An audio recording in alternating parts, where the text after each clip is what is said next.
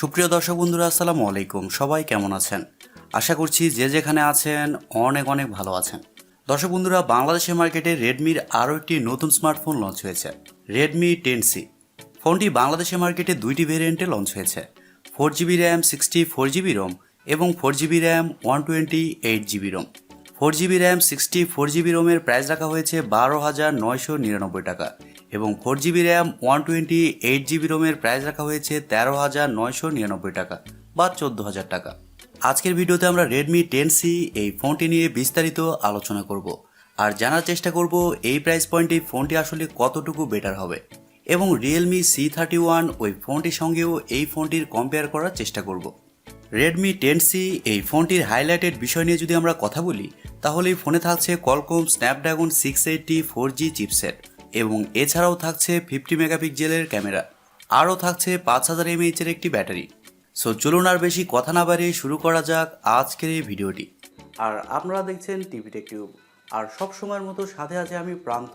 So ভিডিওটি ভালো লাগলে অবশ্যই একটি লাইক দিতে কিন্তু ভুলে যাবেন না। আর আপনি যদি আমাদের চ্যানেলে নতুন হয়ে থাকেন, সেক্ষেত্রে আমাদের চ্যানেলটি সাবস্ক্রাইব করে পাশে থাকবেন। প্রথমে যদি ফোনটির ডিজাইন এবং বিল্ড কোয়ালিটি নিয়ে কথা বলি, তাহলে এই ফোনটির ব্যাক সাইডে এবং ফ্রেমে থাকছে প্লাস্টিক, আর ফোনটির ব্যাক সাইডে থাকছে ম্যাট ফিনিশিং, যার কারণে ফোনটির ব্যাক সাইডে ক্র্যাচ পড়ার সম্ভাবনা খুবই কমে যায়। Xiaomi এই ফোনটিকে যথেষ্ট লাইট ওয়েট রাখার চেষ্টা করেছে। ফোনটির ওজন করা হয়েছে 190 গ্রাম, তবে থিকনেস করা হয়েছে 8.3 মিলিমিটার। তার মানে এই ফোনটি একেবারেও স্লিম না হলেও লাইট ওয়েট। এই ফোনটিতে আপনারা সব ধরনের পোর্টস অ্যান্ড বাটনও কিন্তু পেয়ে যাচ্ছেন, যেমন 3.5 millimeter headphone jack, type C slot ইত্যাদি। আর ফোনটিতে আপনারা দুইটি সিম কার্ডের পাশাপাশি একটি মাইক্রো এসডি কার্ড ব্যবহারেরও সুযোগ পাচ্ছেন, যা অবশ্যই ফোনটির একটি ভালো দিক বলবো। রেডমি 10C এই ফোনটির সামনে আসলে আপনারা পেয়ে যাচ্ছেন একটি ফুল ভিউ ডিসপ্লে, যার উপর অংশে ইউশেপ বা ওয়াটার ড্রপের মাধ্যমে বসানো থাকছে সেলফি ক্যামেরাটি। আর এই বাজেট সেগমেন্টে আমাদের ইউশেপেই খুশি থাকতে হবে, কারণ এরকম বাজেট সেগমেন্টে কোনো ফোনে কিন্তু আমাদেরকে পাঞ্চলের মাধ্যমে সেলফি ক্যামেরা প্রোভাইড করে না। তবে ফোনটির ফিঙ্গারপ্রিন্ট সেন্সর কিন্তু সাইডে থাকছে না, এই ফোনের ফিঙ্গারপ্রিন্ট সেন্সর থাকছে রিয়ার সাইডে, যা যথেষ্ট ফাস্ট এবং অ্যাকুরেট বলে জানতে পেরেছি। আর ফোনটি আপনারা তিনটি কালারে পেয়ে যাবেন, গ্রে, ব্লু, গ্রিন। তবে এই ফোনটি যা ডিজাইন করা হয়েছে, এই ফোনটি থেকে রিয়েলমি C31 ওই ফোনটির ডিজাইন আমার কাছে একটু বেশি ভালো লেগেছে। আপনাদের কাছে এই ফোনটির ডিজাইনটি কেমন লেগেছে কমেন্ট করে অবশ্যই জানাবেন। এবারে যদি ফোনটির ডিসপ্লে সেকশন নিয়ে কথা বলি, তাহলে এই ফোনে থাকছে 6.71 ইঞ্চির একটি IPS LCD প্যানেল। তবে এই ডিসপ্লেটি হচ্ছে HD প্লাসের একটি ডিসপ্লে, যার রেজুলেশন হচ্ছে 720x1650 পিক্সেল এবং আরও থাকছে 268 ppi ডেন্সিটি।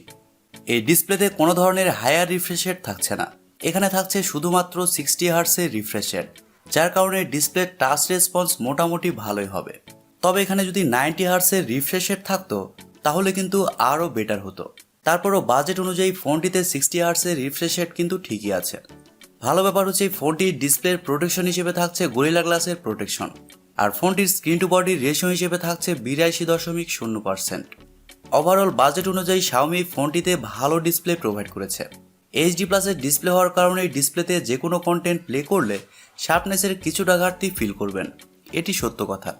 আর আউটডোরে যখন এই ফোনটি আপনি ব্যবহার করবেন, তখন ব্রাইটনেসের কিছুটা ঘাটতি অবশ্যই ফিল করবেন। তবে IPS ডিসপ্লে হলেও এই ডিসপ্লের কালার কোয়ালিটি কিন্তু যথেষ্ট ভালো হবে। আর রিয়েলমি C31 ওই ফোনটিতে কিন্তু HD প্লাসেরই ডিসপ্লে ব্যবহার করা হয়েছে, তবে ডিসপ্লের সাইজটা এর থেকে কিছুটা ছোটই। ফোনটির সফটওয়্যার এবং পারফরমেন্স নিয়ে যদি আমরা কথা বলি, তাহলে ফোনে থাকছে Android 11, যার ব্যাকএন্ডে থাকছে MIUI 13। তবে এই ফোনটিতে চিপসেট হিসেবে থাকছে Qualcomm Snapdragon 680, যা একটি 4G চিপসেট। আর এই চিপসেটটি মূলত 6 ন্যানোমিটার আর্কিটেকচারে তৈরি করা একটি Octa-core প্রসেসর এবং জিপিইউ হিসেবে থাকছে Adreno 610। এই সেম প্রসেসর কিন্তু Redmi Note 11 ওই ফোনটিতেও ব্যবহার করা হয়েছে, আর ওই ফোনটির প্রাইস ছিল 15 থেকে 16,000 টাকা। আর রিয়েলমি C31 ওই ফোনটিতে কিন্তু ইউনিসকেট চিপসেট ব্যবহার করা হয়েছে। এই দিকে বিবেচনা করলে Redmi 10C অবশ্যই এগিয়ে থাকবে।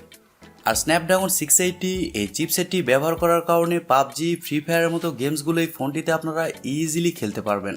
গেমস খেলার সময় তেমন একটা ল্যাগ বা ফ্রেম ড্রপ লক্ষ্য করবেন না। আর মাল্টিটাস্কিং এবং ভিডিও এডিটিংয়ের মতো কাজগুলো খুব সহজেই করতে পারবেন। প্রথমে বলেছি ফোনটি দুইটি ভেরিয়েন্টে লঞ্চ হয়েছে, 4GB র্যাম 64GB রোম এবং 4GB র্যাম 128GB রোম, যার স্টোরেজ টাইপ হিসেবে থাকছে UFS 2.2 এবং র্যাম টাইপ হিসেবে থাকছে LPDDR4X। তবে আমি আবারও বলছি, এই ফোনটিতে আপনারা মাইক্রোএসডি কার্ড ব্যবহারের সুযোগ সুবিধা পেয়ে যাচ্ছেন।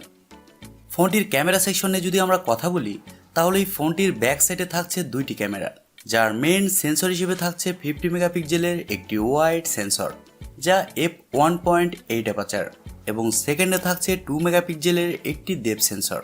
আর ফোনটির ব্যাক ক্যামেরার ফিচার হিসেবে থাকছে LED ফ্ল্যাশ, HDR, প্যানোরামা। তবে এই ফোনটির ব্যাক ক্যামেরা দিয়ে আপনারা সর্বোচ্চ 1080pতে 30 fps শ্যুট করতে পারছেন।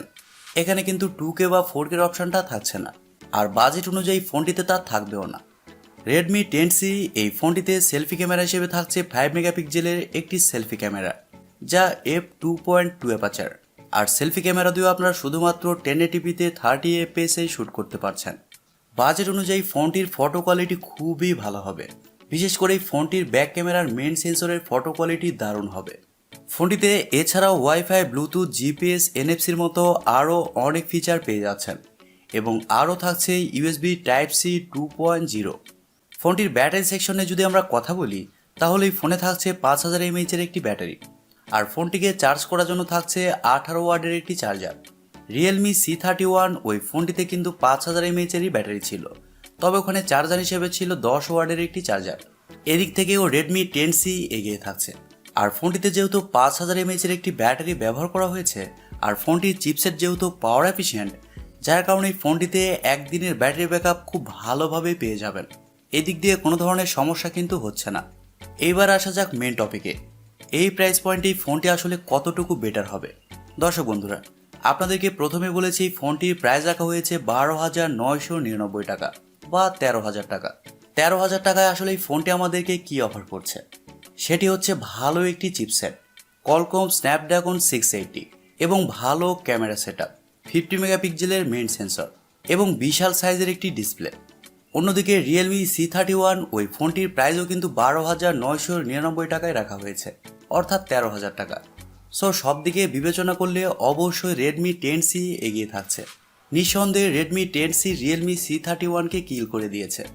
সো সব কিছু মিলিয়ে আমার মনে হয় আপনারা যদি এরকম বাজেট সেগমেন্টে ডে টু ডে ইউজ করার জন্য একটি ভালো ফোন নিতে চান এবং সেখানে গেমিং করতে চান, সেক্ষেত্রে অবশ্যই আপনারা Redmi 10C নিতে পারেন।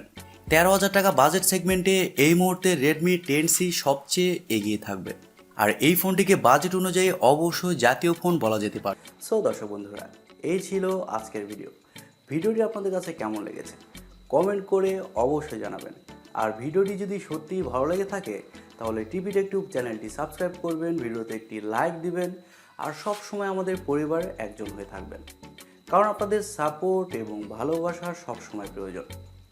সো আজকের মতো এ পর্যন্তই। সবাই অনেক অনেক ভালো থাকবেন এবং নিরাপদে থাকবেন।